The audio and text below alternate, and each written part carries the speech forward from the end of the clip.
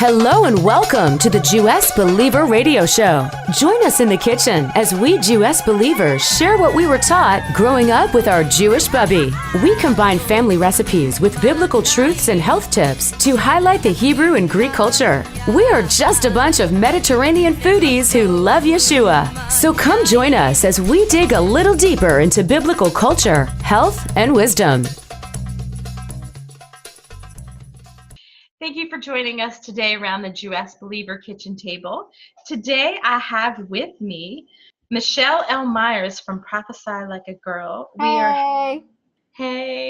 We are having a nice cup of slim roast as we are sitting around talking about some coffee and some health and health benefits, and as we dig a little deeper into the word of the Lord.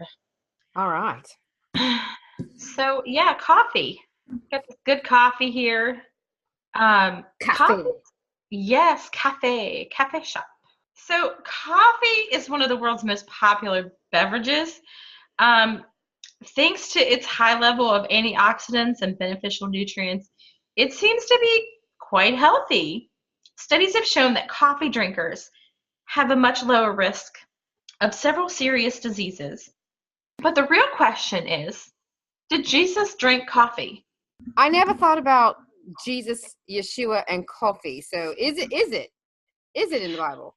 Well, depending on your sources, the origins of coffee date back as far as the 9th century to around 850 AD. So that is before Jesus. Okay. There is this legend about this goat herder, and it originates out of Ethiopia. And he noticed that his flock, they were running more and had more energy after eating a local shrub.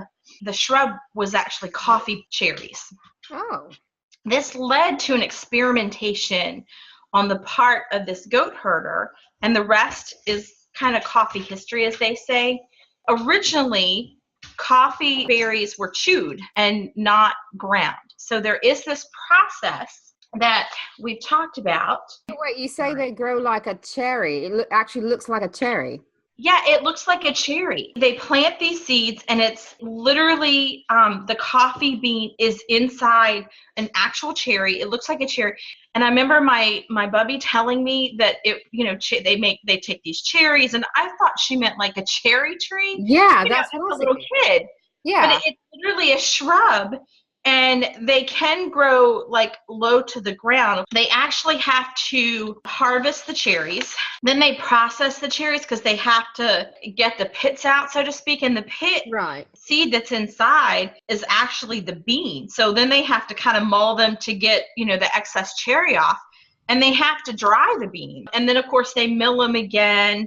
And then they have to, they do a hulling, which they do now with machinery, to remove that extra layer from that wet process so they can dry it and get it polished so it looks like that bean, but the beans are actually green until they roast them. So coffee goes through like a tremendous process. Yes, it really does. And then even before they roast the beans, they actually do their first tasting, and they call it a cupper. And it elevates the bean from the overall visual quality because the beans are small and they're able to roast them, but they need to check the aroma to see if it's going to be potent enough, to see if the coffee will survive the roasting. So what changes the quality? Like, what's the difference between a bad coffee and good coffee? Like, is it because of the process used to harvest it? Yes. Yeah, it's the quality of the plant, the quality of the cherry. There's different flavors. Some of the flavors are added like after roasting, but they've actually taken plants and is that the thing where they grow it together, or they've engrafted plants together to get a finer quality of coffee, a finer quality of bean. So it's a constant process of making the bean better or finding the right bean, because there's different plants. Some are lower growing and some will grow a little bit bigger. And it depends on the roast of the bean, how mature the plant has gotten, and the cherries themselves, the quality, because not all soil is equal. As we know, the nutrients in soil in one country might be different than another, or in one part of the county, the soil is a little bit, it depends on the clay texture and the acidity. I guess the weather matters then too, right? The climate. It does. Do people grow them in greenhouses? Like, is there any? They can, and they were taken over into drier areas in the Middle East. Mm-hmm. Before Jesus was born, based on the premises, Jesus very likely did drink coffee between the years of 6 and 4 BC, and then 30 and 36 AD, predating the happy discovery. It's very likely that some people will say that Jesus drank from a clay mug, but if you go to the Middle East, you will know that they have glass and metal cups that they drink from. Yeah. They will even drink from little wooden cups. They will put the coffee in containers you wouldn't expect. So when people think of, oh, he drank it out of a clay mug, the likelihood of that is not so likely, but at the same token, it's not unlikely. Well, I think in that Indiana Jones movie, when they were searching for the Holy Grail, I think they debated about what he drank out of. They did. They would say a wooden chalice or a clay chalice, and they were kind of torn between the two, and they would say, oh, he was a carpenter. Is it likely that he would carve a wooden cup? Yes, it was likely. Was he a carpenter? Yes, he was a carpenter. But at the same token, he didn't build houses as people would think, because in the Middle East, the houses are built from mortar and stone, and so a masonry builds houses. A carpenter, and Yeshua had a lot of, I think a lot of people don't know that. I didn't know that until you said it. Well, Yeshua had a lot of parables about oxen yokes, and that's because he made them. And an oxen yoker, you had 2 animals, and you had to custom make these yokes to fit them. It had to form to their muscles, and they're not the same. Their muscles are not in the same, exact places. They're, one might be a little bit more muscular than the other. One might be a little bit taller than the other. And I would liken that to owning a Ferrari dealership, because not everybody could afford a custom oxen yoke. Right. Some people just had plain Jane, here's my oxen yoke. But when you had a custom, that's like owning a Ferrari dealership. Jesus, was he poor? Yes. The Bible says he was a little lowlier than a king. Last I checked, a king is pretty wealthy. Have money. Yes. And if we recall, Jesus's garment had to be, they cast lots for it, because they didn't want to tear or cut something so fine, because it was a garment of a king. Right. So very likely Jesus drank coffee. Brings us back to that question. So did Jesus drink coffee? Well, some would say no, but some would say yes. Now, in our discussion, we can talk about coffee as a means of grace.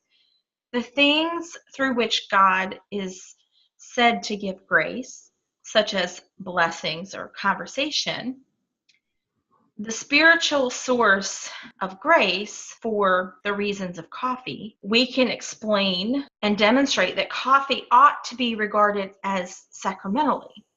Now, if we look at the picture of the Last Supper, we will find certain items on the table that if you're not aware of what they are, you might overlook them. I have spoken before about salt, and how growing up in a Jewish home, we would have these pink rock salts on the table. And if we wanted salt on our food, Bubby would give us the little bowl, and we would take the 2 rocks and stamp them together to get salt on our food. So you literally had 2 rocks of salt, and you'd rub them together, and that's how you put salt on. Yes, that is how Jewish people, and which is kind of comical. Do you throw salt as well? We have this habit of throwing salt. We do throw salt, but not very much. It's in some cultures it's good luck to throw salt. In a Jewish culture, we're quite frugal, so we'll throw a grain or two. We'll dust our hands as needed to get the dust off, but that is it. We don't want to waste, because in the Middle East, for many, many years, salt was used as a form of money. Where did it come from? Like, where do we get salt? If we're over in Israel. We get salt from the sea. Okay. Of course, they have the Dead Sea, but there are so many minerals. So when you look at salt in America, it's bleached. So you have to get the salt that isn't bleached. And people are like, oh, it's kosher salt. Well, a lot of kosher salt is bleached. You have to really dig deep to find. You have to go kind of far and wide to get. We'll get like a Pakistani or a Middle Eastern salt. Himalayan salt's great. We have black salts. We have all sorts of different salts. Black salts? We have a salt? I didn't know we had a salt. Yes, black salt. And black salt is salt. the most amazing nutrients of salt that you can get. They have a lot of magnesium, actually. Oh. I have an extra bottle, so I must send that to you because I know you like that extra magnesium. I love that magnesium. Yes.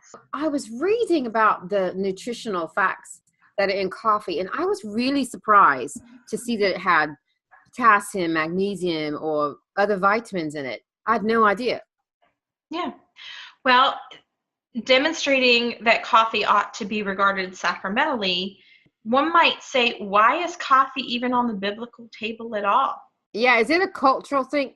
If salt was used, you said, as commodity, was coffee? Yes, coffee was. Coffee, actually, if you go to the Middle East today, coffee is a very common drink that's shared to kind of break the table of blessing, so to speak. Coffee is found, there's references to coffee in both the Old Testament and the New Testament. In the Old Testament, in Isaiah 51 and 52, it says, awake, awake, and put on strength, which is developed further in 51:17 with the reference of trembling and draining. And if we do a little bit of Aramaic and Hebrew to translate, some people do believe that that is referring to coffee. The Lord's fury, a cup of the Lord's fury. Yes, a cup of the Lord's fury. So various passages seem to suggest it is God's will to be alert that the command to drink at the hand of the Lord, the cup of trembling, and so on, highlights the means by which people should awaken. So the downing of the beverage that we receive in the morning with thanksgiving translates to Eucharist. What does that word even mean? I have no idea what we're even talking about. Okay, so Eucharist is a sacramental term in theology. The beverage referred to is obviously regarded as sacrament. In some, the Lord's will is for people to be awakened and alert, not groggy and tired. The means which he provides from bringing about his will in the lives of his people seem to be the beverage that causes trembling. And of course, that's coffee. That's not liquor or alcohol or wine. It's coffee. Coffee is seen here as a means of grace to accomplish his divine will. Coffee. That's a little bit of a stretch. Yeah, coffee being a grace that is afforded us to help us. Well, those coffee drinkers who really know what coffee means in the morning or when they wake know that it is an extension of grace, because as it helps to calm and help wake and to bring your eyes open. Is it mainly the caffeine that does such? It is the caffeine, but it's also the antioxidants. The antioxidants get into your bloodstream and help to awaken you and to revive you. And for someone like myself who might have some asthmatic or allergen issues, it helps open up the capillaries in your airways and your lungs so that you can breathe through the antioxidants of coffee. You will hear very often some older doctors say when a child is having an asthmatic attack and there's no inhaler to be found, they would take coffee and drink black coffee, like very strong black coffee, to open up the airways. Now, my bubby, I remember her saying that back pre-World War I, they would actually take the coffee berries, because coffee berries were originally chewed before they were ever brewed. And if someone had an asthmatic child or someone with allergies, they would keep coffee berries handy from a coffee bush, and they would give the berries for the child to chew. So they chew the coffee bean to help them. That was what was used before inhalers came around. Oh, wow. I did not know that. I had a child that was born early that had apnea, and they first gave her some caffeine citrate drops, but they said if we didn't have those, you could literally take coffee that was caffeinated and give it to the baby in drop, in drop. Right. Those citrine coffee drops were derived from the coffee cherry. Mm-hmm. I didn't know why they had said that about you could give the baby coffee, and I thought that was so weird. I learned that from my bubby, so kind of interesting that is really a thing that's not spoken about. Yeah. And you can actually take 2 to 4 ounces of black coffee, mix it with a little bit of milk or cream, preferably heavy cream, and you can add a little bit of vanilla in there, and then give a kid or an adult or anyone who needs to be calm 1 fried egg or 1 hard-boiled egg, and have them eat that and drink that in the morning together.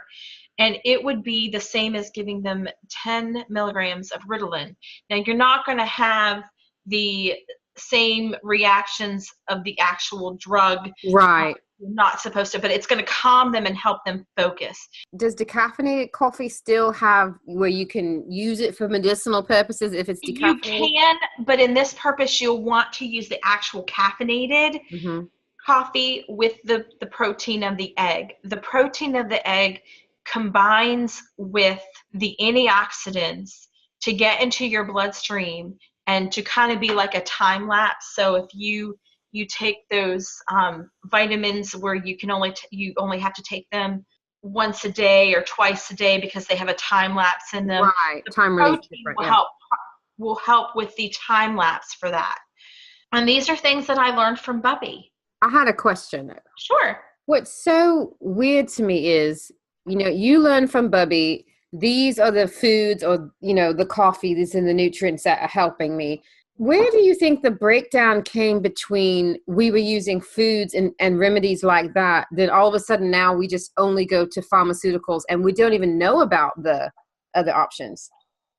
Well, I don't want to blame everything on the joy of cooking, but I will say that in World War I and II, there were millions of people that were killed. And our lives were altered during that time. We had men going off to war. We had women taking the factories who were stay-at-home moms. And it just altered our lives forever. It altered every country in this world was affected by this time period. And we had to ration things.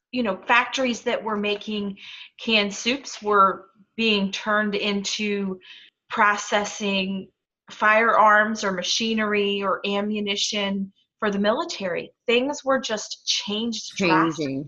And here we were just coming off of the Great Depression. So we were coming off of being broke and poor as a country, going into this expensive war as we were recovering. So a little bit of a shock, yes, but I believe that as the children went into daycare, there were just certain things that were not taught at home like they used to be. Right. And because my Bubby is my great-grandmother, and because she filled in some gaps in my life, she taught me things that my grandparents learned and my grandparents did, not necessarily of my age generation.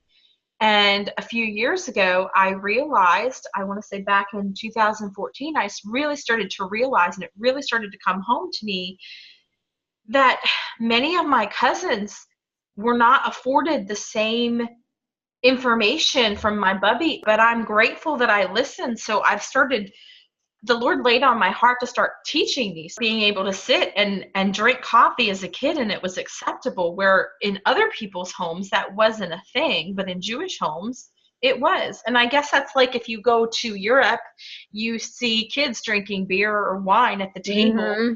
younger age, and you come to America, that's just not the thing. Well, and what's about, did you guys ever do iced coffee? Yes. I love iced coffee. When I was little, that's how my mom made it.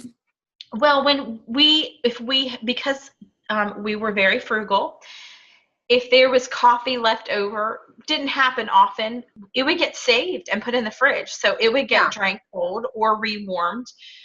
We had the percolator. I still have 2 percolators, one that was from my bubby, and I use them from time to time. And they do make a nice, rich cup of coffee. You do have to be careful so you don't get a mess all over your stove, especially if you have a fire stove or a gas. Is there a real big difference between, you get the coffee beans and, like, how do you make your coffee? Like, when you're going to put a cup of coffee on, how are you doing it? What's the Jewess believers process? When I have time, I pull the percolator down. I grind my beans. I keep the beans in the freezer so they are the freshest. And then I pull them out. You can let them warm a bit before you roast them. You do want them to get roasted a little bit. You want them to defrost a teeny bit. And you grind them. In the process of grinding, it does help to make sure that the beans are not wet. You want dry beans. So if you have to take a paper towel or a towel and dry them off, that is important. Yes, I realize you're going to get them wet, but before you grind them, you don't want them to be wet because you don't want to make a paste. Oh, it would make a paste, yeah. Is there any danger of mildew at all? Keeping them in the freezer or defrosting them? There is not. However, if you're taking them in and out, it will be an issue. If you have a freezer burn issue, that could be an issue. You do need to store them properly. My bubby would take smaller Ziploc bags when Ziploc bags came out, and you can take a bowl and put water in there, and you don't have to have one of those airtight sealers. You can actually put it in water and get the bubbles out. So that's how we used to do it. And then she would dry it off and put it back in the freezer. But typically she would keep containers with smaller amounts and separate them out. That way she could pull them out as needed. Right.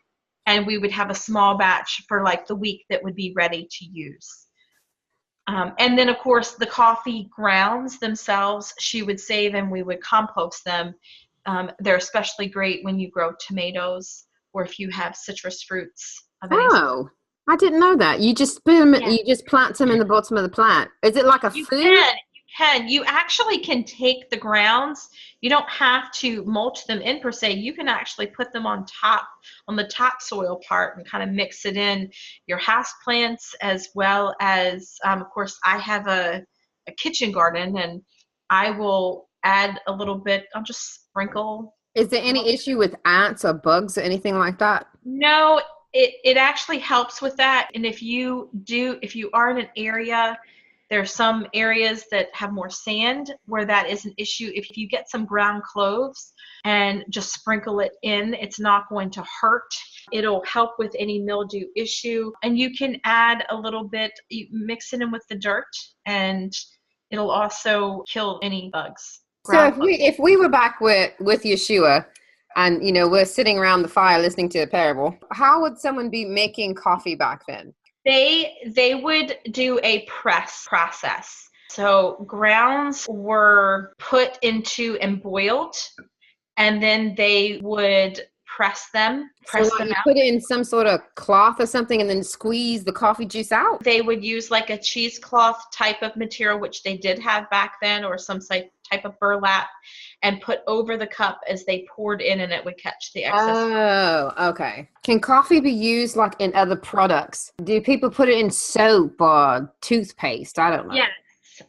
It was used on skin sometimes back in the Middle East during that time. They would actually put it in soap, or they would use it with salts to scrub to purify skin. If you get the right coffee grounds that have a magnesium or potassium in it, you can actually use that with ceramic soap to do a foot wash. Oh. And your feet will actually intake those vitamins from the coffee as it soaks. And you kind of do like a press.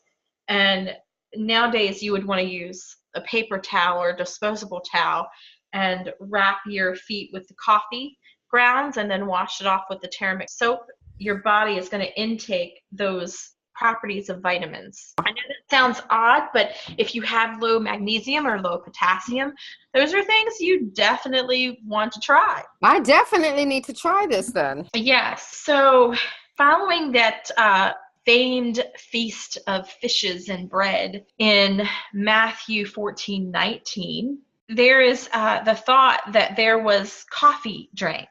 Everyone does know drinking coffee after meals is a tradition, and it promotes fellowship.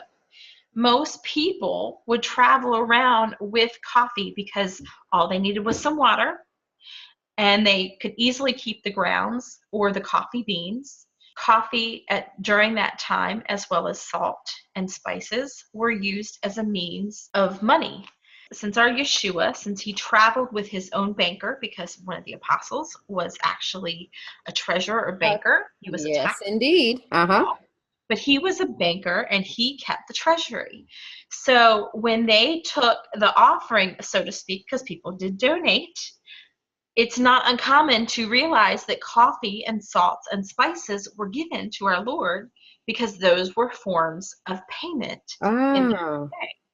So it's not uncommon to think, okay, they were right by water where they could actually get water to drink.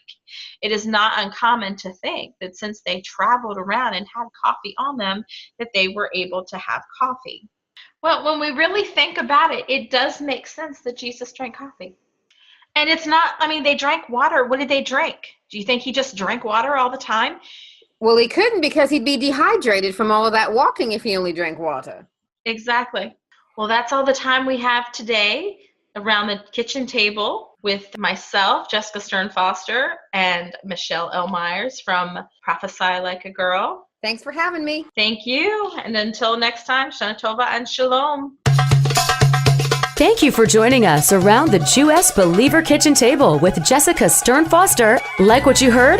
Join us at thejewessbeliever.com. That's JEWESS, and pass it along to friends and family. Be sure to check out our page link for an archive of previous shows. You can also find us on Instagram, Facebook, and Twitter at the Jewess Believer. Join us for our next chat around the Jewess Believer Kitchen Table, where we will dig a little deeper into our heritage, faith, health, foodie love, and a wealth of biblical truths. Until then, Shana Tova and Shalom.